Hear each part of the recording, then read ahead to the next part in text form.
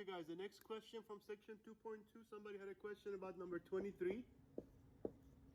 So our function little r of t is, this actually pretty much involves the same basic two rules as the last problem, which was number 9. So we have t squared plus 2t all over e to the t squared, okay?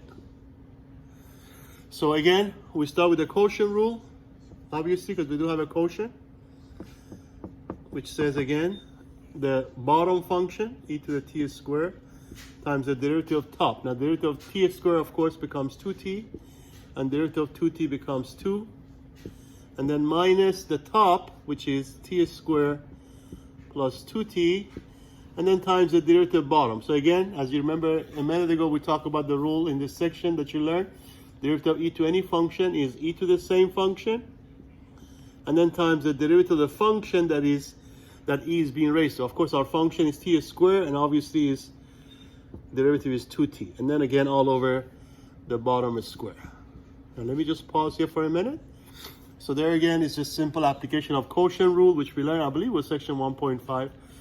So now, let me just kind of rewrite this. I don't really see a whole lot of stuff can be factored, but I do see something. So first of all, as we write this again, we have e to the t squared times 2t plus 2. And then minus, I'm going to put the 2t and then e to the t squared in front. And then, of course, we still have the t squared plus 2t. All over e to the t squared quantity squared. Okay? So really, as I look at this, the only thing that I can see, everything,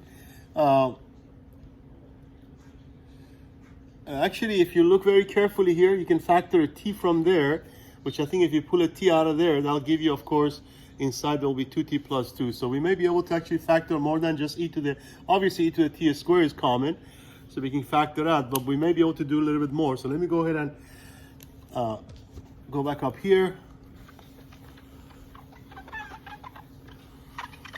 So now, it's going to move it upstairs. So we still have the e to the t squared times 2t plus 2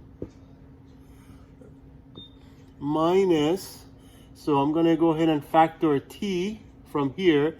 Now you pull that t out of there, of course, that makes that a t squared because you already have a t, so that becomes t squared e to the t squared. But then as you pull a t, factor t from t squared, leaves you with a t. Also, as you factor a t from 2t, leaves you with a, so actually that's not going to, because I thought we were going to get 2t plus 2, but obviously is going to be t plus 2, which is not the same thing. So, so this step will not be necessary.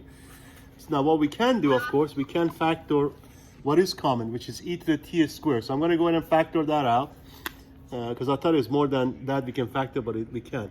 So we're going to factor e to the t squared from the whole thing. So from here, you're just going to be left with 2t plus 2.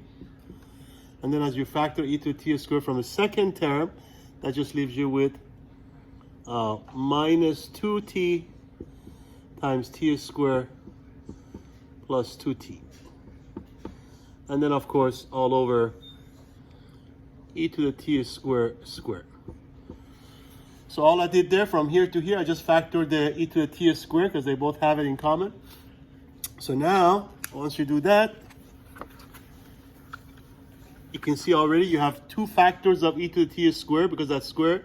You have one factor, so you can actually cancel this one with one of the factors. I'm going to go ahead and work that out a little bit further. We're going to be able to simplify that. 2t plus 2 minus 2t times t squared becomes minus 2t cubed. I'm going to distribute. And then minus 2t times 2t become minus 4t squared.